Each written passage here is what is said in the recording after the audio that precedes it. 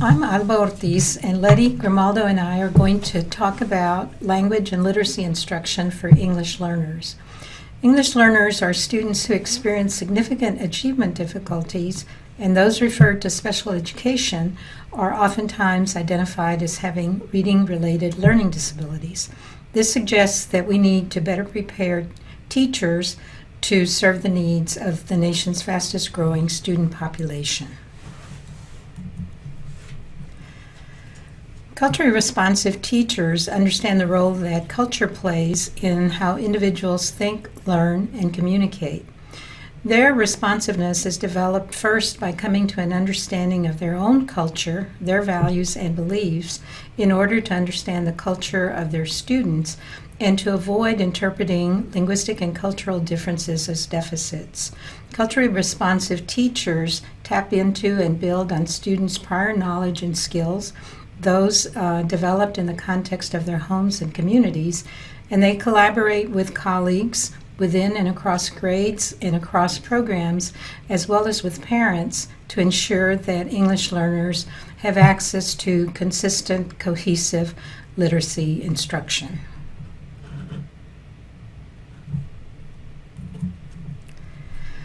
Language and literacy instruction is effective when it is data-driven, building on the results of language and literacy assessments and progress monitoring. Instruction incorporates oral language, reading, and writing skills, but it does so in ways that acknowledges students' linguistic and cultural backgrounds and their prior knowledge. Building oral language skills is particularly important for English learners. They have to have multiple opportunities to develop listening and speaking skills, not only for social purposes, but also to develop academic language, the language of instruction and the language of the content areas. For students who have developed literacy skills in their native language, instruction has to explicitly focus on how to transfer these skills to English literacy.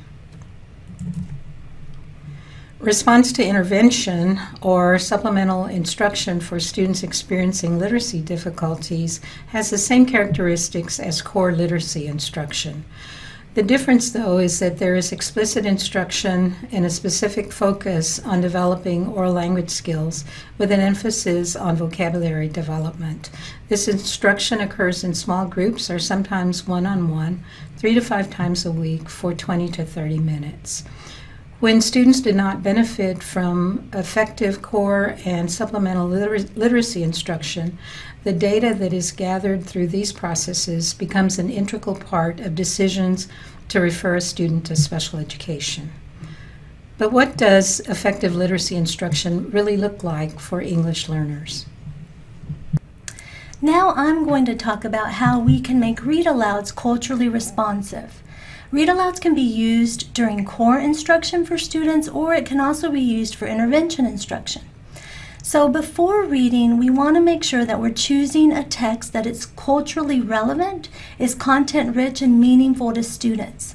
What we want to do is we want to choose a text that's 1 to 2 grade levels above students' independent reading level, and we want to chunk the story into 200 to 250 word selections. We want to identify 3 to 4 vocabulary words per chunk that students do not know. We want to find words that go across content areas or that are high utility, and we want to make sure that we're creating or selecting some non-linguistic representations that relate to the core feature of the word. So for example, we can have gestures or pictures that students can learn to help cement the meaning of the word to their brain. We also want to make sure that we're previewing the text, tapping into and building on students' background knowledge, and teach the words using those non-linguistic representations. During reading, we want to read the chunk of text through one time without stopping. This gives us the opportunity to model good fluency and good prosody for students, and it also allows students to listen to the text one time through for meaning. After we have read the chunk of text without stopping, we want to guide students in retelling what took place in that chunk of text, scaffolding their use of the new vocabulary words when possible.